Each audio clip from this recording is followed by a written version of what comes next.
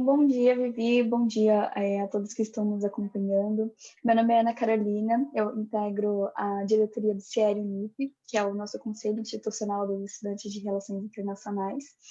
E hoje a gente está no nossa terceira entrevista do CIER Eleições, né, que é esse projeto que a gente busca conhecer um pouco mais dos candidatos a vereadores de São Paulo, suas propostas. E hoje a gente está aqui com a Vivi Mendes, que ela é a candidata a vereadora pelo PT. A Vivi, ela é advogada criminalista, formada em Direito pela USP, e ela foi assessora municipal, foi assessora especial da Secretaria Municipal de Políticas Públicas para Mulheres na gestão do prefeito Haddad. Então, Vivi, muito obrigada por ter aceitado esse convite. Fique à vontade para se apresentar um pouco. Ana, obrigada a você pelo convite. É bem legal poder estar conversando aqui com o pessoal da RI. É um curso que sempre teve muita relação, muita proximidade com também o campo de estudo meu, né, que é o direito. Então, bem bacana poder estar trocando essa ideia com vocês. Como a Ana me apresentou, eu sou a Vivi, na verdade meu nome é Vivian, mas ninguém me conhece por esse nome. Eu tenho 31 anos. Sou advogada, formada pela USP, gosto muito de conversar com o pessoal das universidades, porque foi na Universidade de São Paulo que eu comecei também a minha proximidade com a política. Eu não tenho família, né, da política, ninguém na minha família é filiada, minha mãe é professora, meu pai é contador, minha mãe veio da Bahia, meu pai é de Portugal, então eles passaram a vida toda, na verdade, batalhando para conseguir dar condições para minha família, para mim, para o meu irmão. Então, eles nunca se envolveram diretamente com a política. E foi na faculdade que eu acabei me envolvendo. Então, gosto muito de poder conversar com a turma dos cursos de graduação sempre.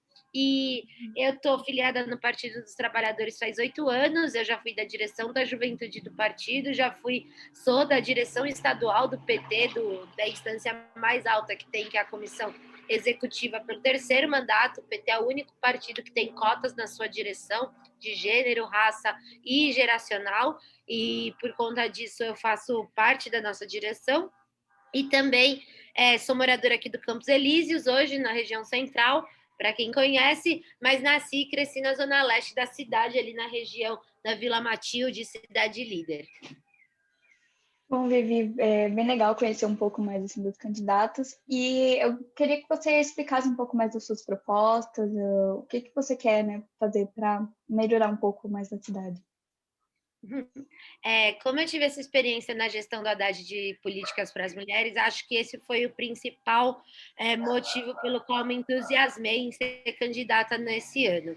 A gente vive numa cidade que é reconhecidamente, né, como uma cidade né, diversa, avançada, alguns chamam de locomotiva do país, mas que, na verdade, convive com níveis de desigualdade tão grandes quanto qualquer outra região do nosso país. E a Câmara Municipal de São Paulo, ela é uma Câmara também muito disfuncional.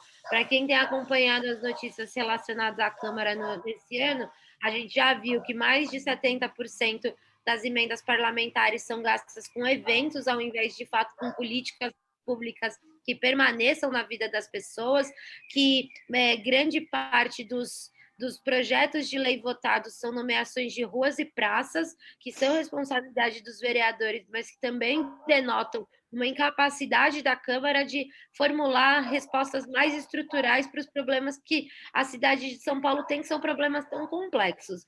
E aí, por ter tido essa experiência na gestão e ter entendido o significado de construir políticas públicas com recorte de gênero, eu resolvi trazer esse debate para a eleição de 2020. Quando a gente pensa uma cidade né, que é melhor para as mulheres, que é mais acolhedora, que é mais segura, a gente vai transformar a cidade para todo mundo, né? Então, e a gente tem como histórico, pelo poder, pelos cargos de representação no país e aqui em São Paulo também, serem historicamente ocupado por homens, a gente tem um planejamento urbano e um desenvolvimento da política que prioriza a lógica de vida dos homens. Então, as mulheres, elas têm dinâmicas de vidas muito diferentes da dos homens, porque elas são responsáveis majoritariamente pelo trabalho doméstico, pelo trabalho de cuidados, pela responsabilidade com, né, da criação dos filhos. Então, isso faz com que as mulheres tenham outras dinâmicas de vida que os homens não têm. E quando a gente passa, acho que a gente tem que inverter as prioridades. Então, quando a gente durante muito tempo construiu uma cidade a partir do olho, dos olhares e das vivências dos homens. E eu acho que agora já passou da hora da gente focar e construir políticas públicas que sejam focadas na vivência e nos olhares das mulheres. Então, realmente a nossa sociedade é bem uma sociedade com machismo estrutural bem complicado, né? Então, ter uma mulher, poder ter mais representantes nesse quesito é muito bom. Uma das propostas que eu dei uma pesquisada foi a proposta da renda cidadã. Eu queria que você explicasse um pouco mais sobre ela, como que funcionaria isso para a cidade de São Paulo. Eu tenho, junto com o Suplicy, né, nós somos as duas candidaturas que têm pautado de forma muito intensa a discussão da renda básica de cidadania, né, que é esse projeto que o Suplicy carrega há muito tempo, que é a ideia de que cada pessoa receberá uma renda, um valor, né, específico por pessoa, não por família, como, por exemplo, é o caso do Bolsa Família, né? Mas cada pessoa receberá um valor de distribuição de renda para garantir que ninguém viva, né, abaixo da linha da miséria, abaixo da linha da pobreza no nosso país. E aí, esse projeto, ele é um projeto antigo do Suplicy, que ele pauta muitas eleições e que é diferente, por exemplo, do que a gente conhece do Bolsa Família, primeiro, porque ele é universal, todo mundo recebe. Segundo, porque ele é incondicional, porque você não precisa provar nada, né? Como acontece com Bolsa Família, de você ter que provar que você vai à escola, que você está com as vacinas em dia. Então, ele é incondicional, você não precisa provar nada para que ele receber. E ele. E acho que E aí as pessoas sempre perguntam, né? Mas por que fazer desse jeito? Tem gente que. Por que uma pessoa com muito dinheiro receberia essa renda? Na verdade, essa ideia da renda universal, ela tem como pressuposto primeiro que todo mundo tem direito à parcela da riqueza que é produzida no nosso país. As pessoas não produzem riqueza individualmente, elas produzem riqueza porque elas moram no território, porque elas respiram um ar, porque elas têm acesso a elementos, né, do desenvolvimento que são garantidos pela política pública. Então, você tem que andar numa rua, você tem consumidores, caso você trabalhe no setor de serviço, mas todas as riquezas produzidas, ou elas partem da exploração, né, dos nossos recursos naturais, ou elas se utilizam dos recursos naturais, ou de qualquer elemento, né, que faça parte da nação, que não é de uma pessoa individualmente. E aí, todas as pessoas teriam direito a isso. Acontece que esse debate não é desalinhado com o debate de reforma tributária e justiça tributária. Então, você não vai transferir esse dinheiro para todo mundo, e quem tem, sei lá, é muito rico, né, e não precisaria desse valor, também receberia e nada aconteceria. Na verdade, essa pessoa seria cobrada no sistema tributário justo de forma mais intensa, e o que ela receberia, né, pela transferência de renda da renda básica se retornaria em forma de cobrança de tributos e impostos. E aí a gente, esse nosso. E aí, como, né, você garantiria que as pessoas não receberiam esse valor se elas não precisassem, mas você construiria uma lógica em que você não precisaria ter um sistema como a gente tem hoje, que é muito custoso, de cobrança e fiscalização. Então, ao invés de você ter que gastar muito dinheiro com assistentes sociais, com fiscais, para montar uma estrutura dentro do Estado que faça o cadastramento e a fiscalização, todo esse valor que você gasta montando essa estrutura poderia ser utilizado nessa política pública ou em outras políticas públicas. E aí a ideia de ser incondicional é que as pessoas, principalmente as pessoas mais pobres e mais miseráveis, elas têm um constrangimento e várias vezes um problema por conta da burocracia estatal de terem que ficar se reafirmando enquanto pobres, né? E isso é uma questão que, de fato, assim, prejudica a dignidade da pessoa. Então, a ideia é que você construa esse processo. A gente está muito longe de chegar nesse tipo de programa, mas quando a gente aprovou o Bolsa Família no nosso país enquanto legislação, juntamente do Bolsa Família, foi aprovada a legislação da renda básica de cidadania e apontou que o Bolsa Família é a primeira etapa para a constituição da renda básica. E aí a renda básica, e aí qual que é a minha ideia? É que a gente constitua aqui a cidade de São Paulo, a cidade mais rica do país, constitua e consiga estabelecer qual que é o próximo passo para que a gente comece a avançar na discussão do Bolsa Família, de fato, no nosso país, não fique restrito ao processo do que a gente tem hoje, né, desse Bolsa Família como ele está estabelecido. E aí esse mais Bolsa Família, na minha opinião, ele pode ser pago pelas mulheres. As mulheres são a base, né, da nossa sociedade, estão na base, né, do que eu falo base, não é só a base de sustentação, mas também as que estão nas classes mais baixas, elas são a cara da pobreza, né? As pessoas mais pobres do nosso país são majoritariamente mulheres negras, e por isso eu acho que a gente pode avançar no Bolsa Família, fortalecendo que as mulheres mais pobres aqui da nossa cidade. Então, essa é a proposta que eu tenho apresentado, e acho que é um caminho importante. Agora, no momento da pandemia, ficou muito demonstrado que o Bolsa Família, e, na verdade, a renda básica poderia ter sido um mecanismo de enfrentamento ao que foi essa depressão econômica muito mais fácil do que a gente teve, inclusive com o auxílio emergencial, porque as pessoas precisaram se cadastrar, muita gente estava, né, fora do programa, acabou não recebendo o que tinha de valor de direito. As mulheres foram muito prejudicadas por conta de fraudes de ex-companheiros, pais de crianças que falaram que eram responsáveis pelas crianças e tiraram o benefício dobrado das mães solos. Então, a gente teve muito problema no auxílio emergencial, e acho que se a gente tivesse um programa mais estruturado, como o Renda Básica, ou algo que caminhasse no sentido da renda básica, a gente tinha enfrentado esse processo da pandemia muito melhor. Sim, com certeza. Assim, essa pandemia mostrou que a gente tem muito problema que precisa ser resolvido, e a renda básica realmente poderia ter sido uma proposta que, se já tivesse desenvolvida, poderia ter auxiliado muita gente. E pensando um pouco sobre o tema mobilidade, como você acha que o São Paulo, né, pode promover um transporte economicamente viável e de qualidade aqui na cidade?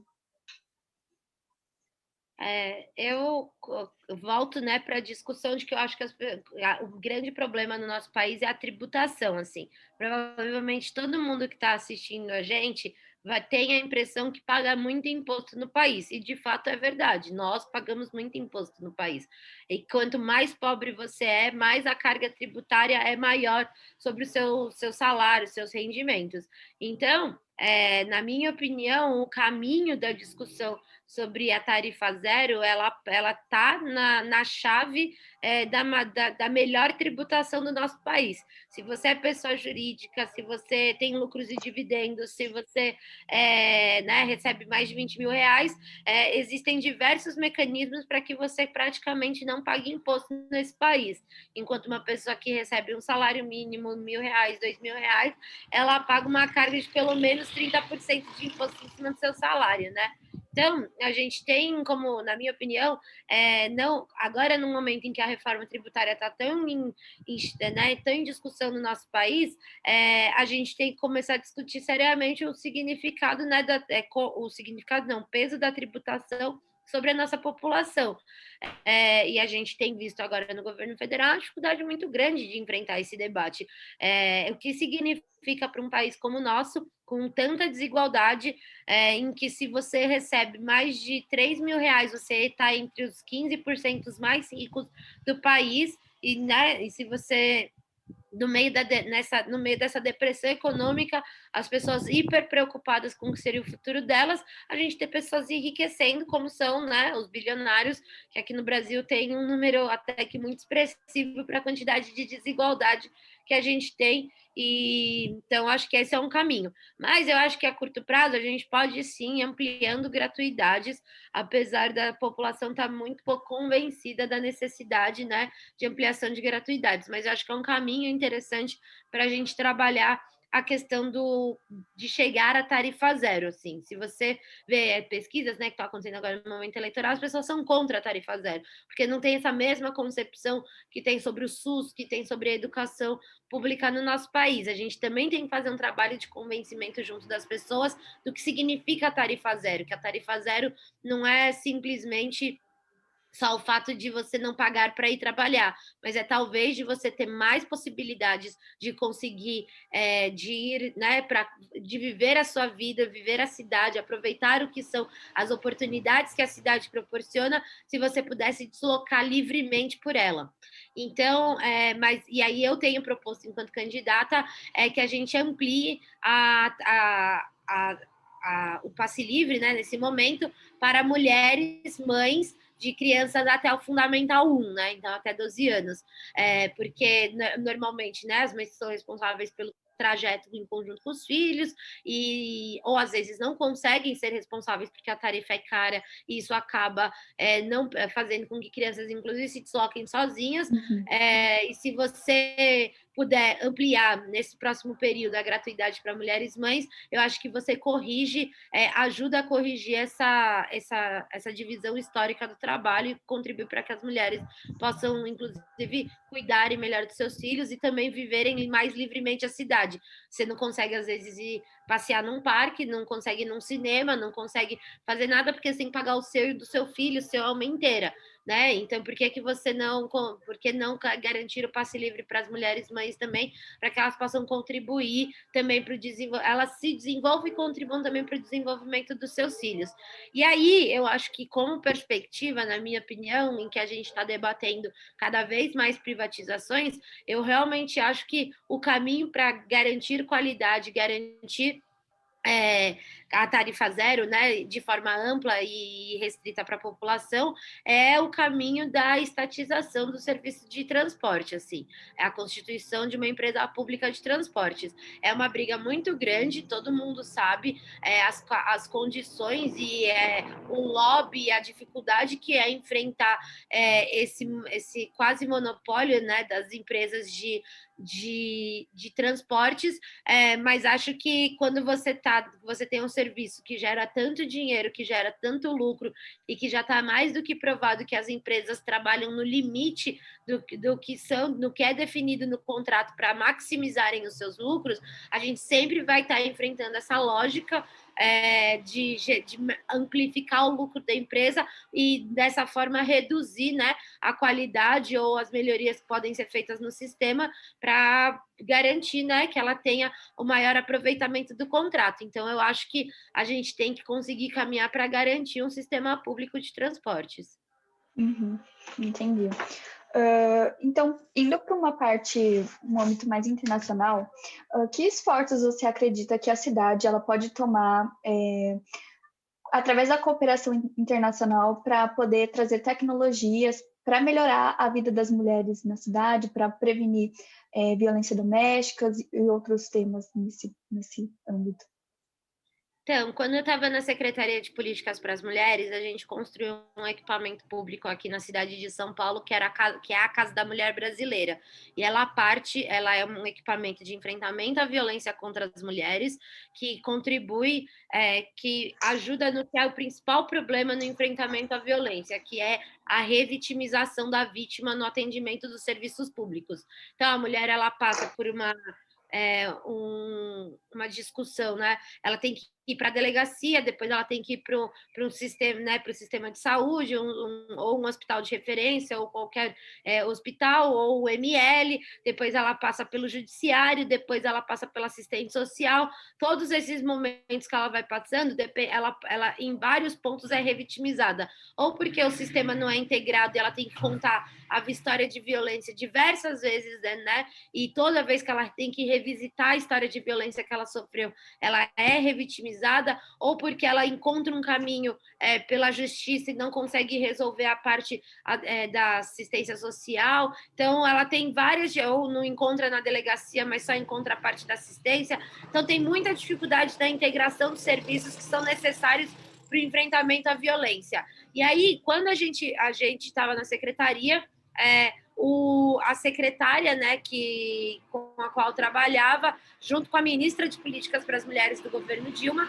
foram até a cidade foram até El Salvador, na verdade, e puderam conhecer uma experiência que chama Cidade da Mulher, que é justamente essa experiência de integração dos serviços para que você possa fazer o enfrentamento à violência. O Salvador era um dos países com maior índice de violência da América Latina. E a gente trouxe essa experiência para cá e ajudou, né, na construção da Casa da Mulher Brasileira, que é um equipamento super interessante, que ficou fechado durante 3 anos da gestão Dória Covas, porque a gente entregou o equipamento construído, que era a parte mais difícil da implementação, e faltavam eles fazerem as contratações e equiparem. Eles tinham dinheiro do convênio que a gente estabeleceu para equipar e demoraram para realizar isso, e o equipamento ficou 3 anos fechado. Mas eu acho que essa foi uma experiência interessante, porque partiu da compreensão, né, de uma compreensão que foi construída em El Salvador, para a gente trazer para cá. Da mesma forma que tem países, né, que têm desenvolvido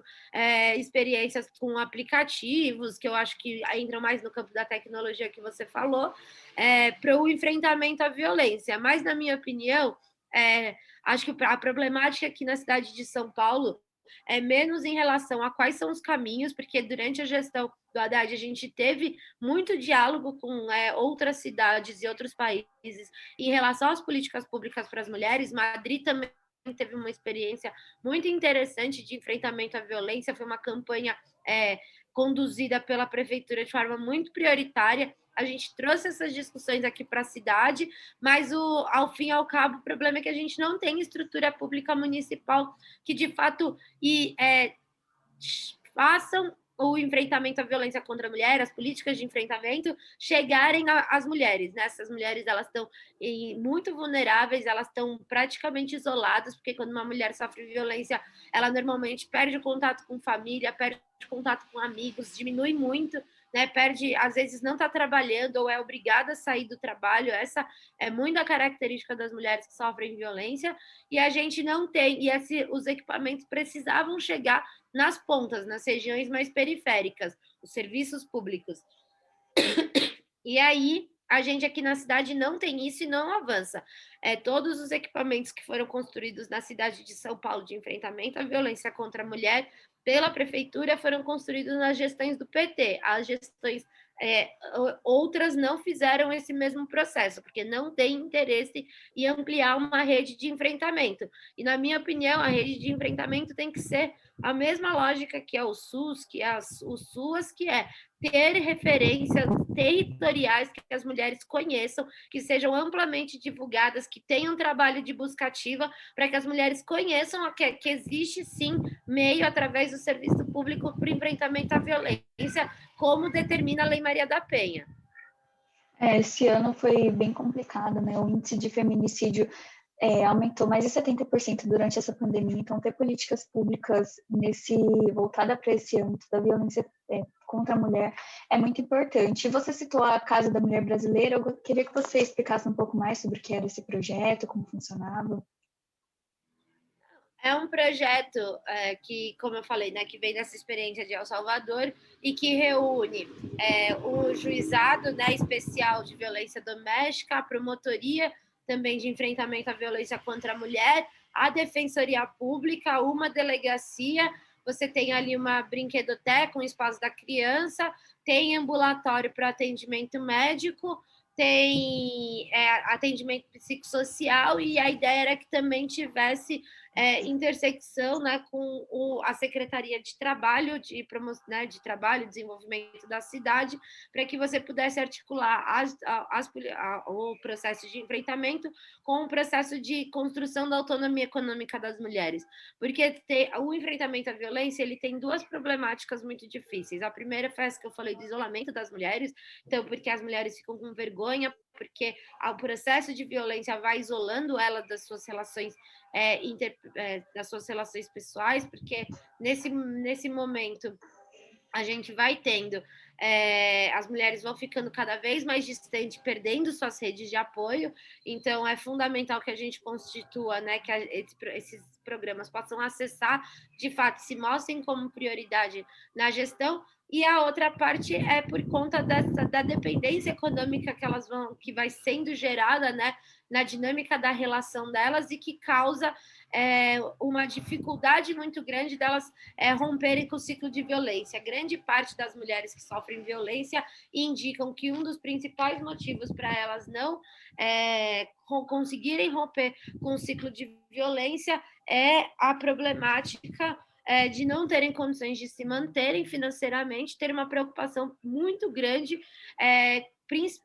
com os filhos, né? Com o que vai ser a dinâmica da vida dos filhos, se vão passar fome, se ela vai conseguir garantir condições de vida, que a casa normalmente é uma casa que, né, o homem é mais responsável. A gente precisa criar dinâmicas que propiciem para as mulheres conseguirem romper com o ciclo de violência, tanto no âmbito individual de empoderamento, quanto também no âmbito material, de quais as condições de fato que ela vai ter para reconstruir a sua vida. E a Casa da Mulher Brasileira tinha como perspectiva integrar todos esses serviços.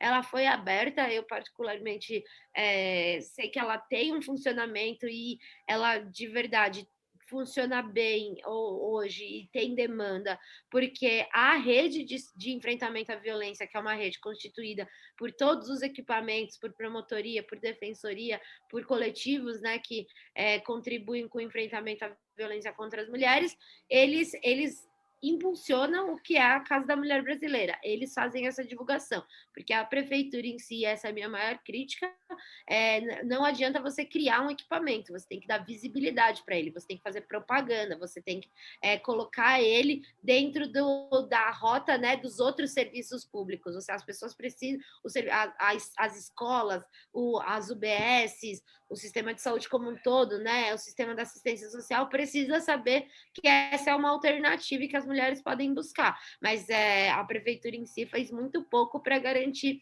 que ele fosse de fato um serviço público conhecido e reconhecido na cidade, como por exemplo, as delegacias de defesa da mulher, que são lá da década de 80, mas que ganham essa notoriedade, que inclusive, né, as pessoas gostariam de ter uma mais próxima, gostariam de saber onde fica mais próxima, para caso estejam numa situação de violência ou convivam com alguém numa situação de violência, possam indicar. Entendi.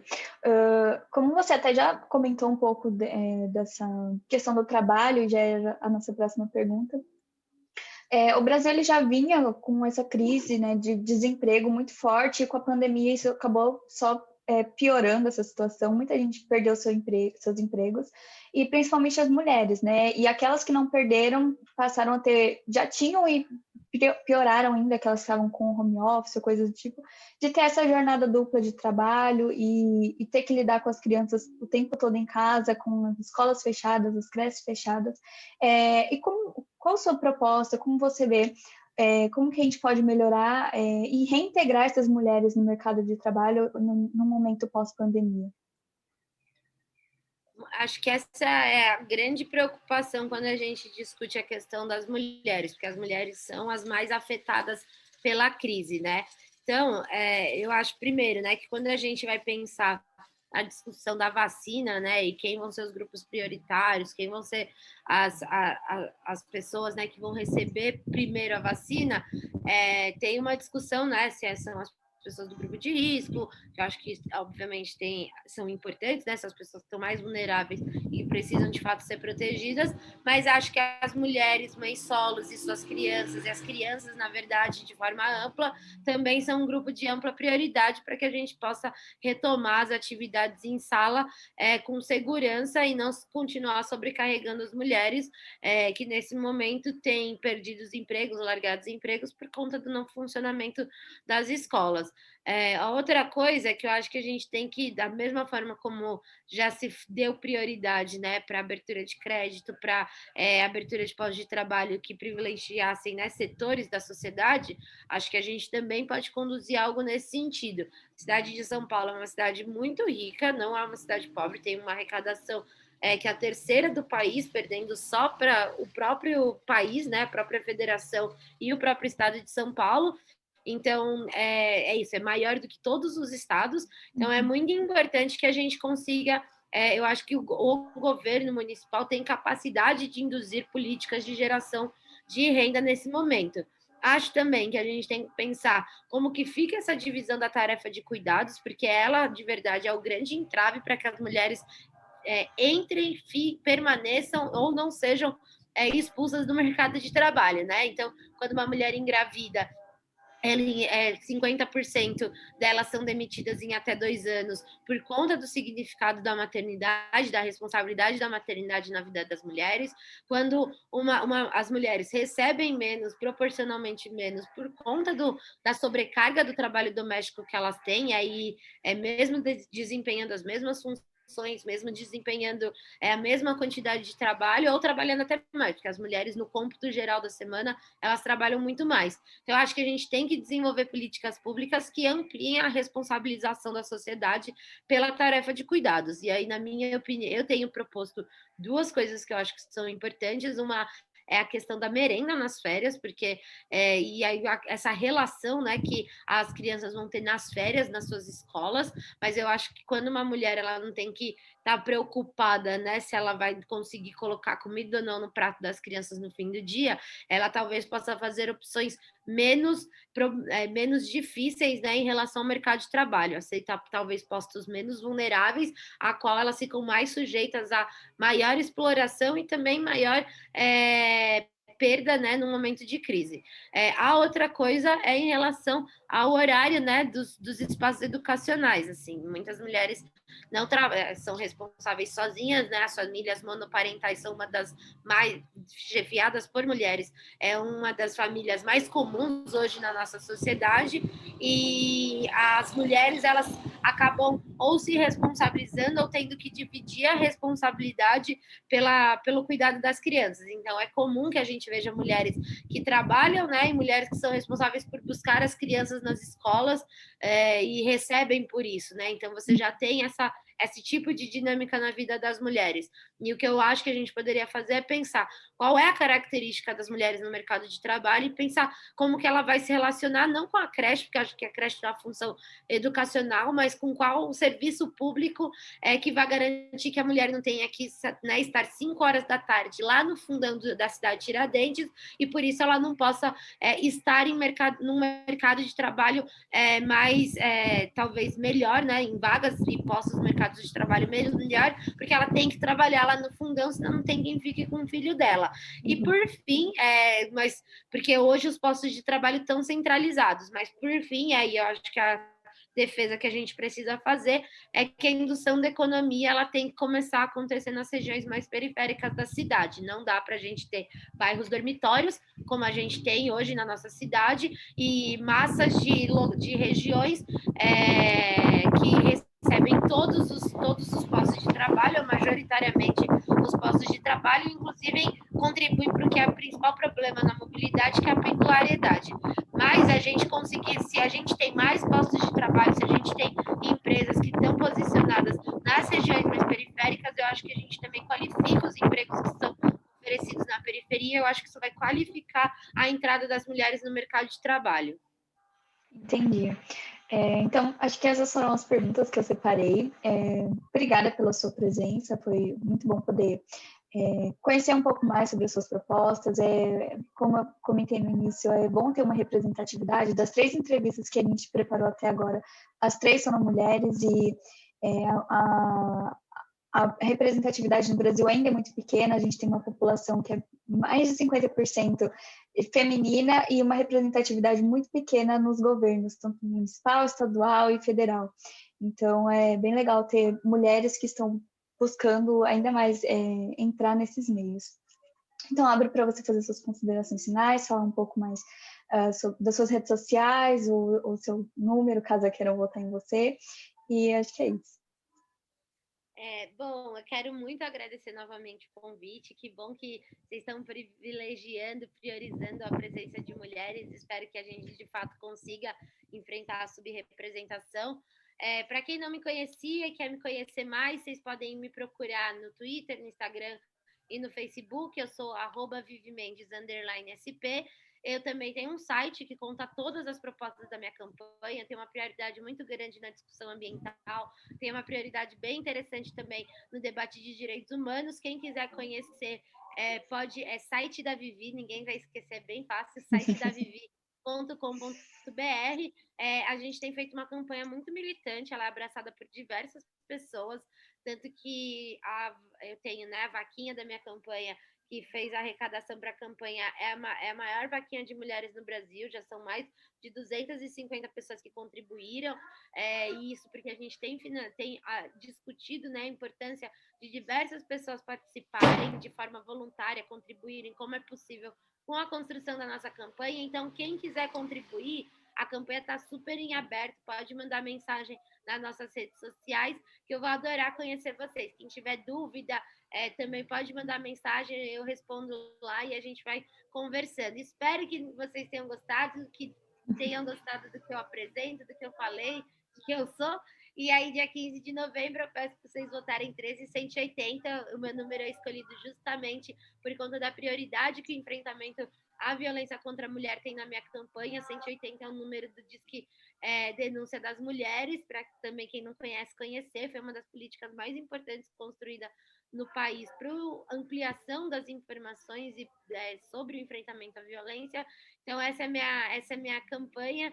Eu espero que vocês tenham gostado. Beijo grande, obrigada de novo pelo convite. É isso, obrigada a você novamente. E acompanhe as nossas próximas entrevistas e até a próxima. Obrigada.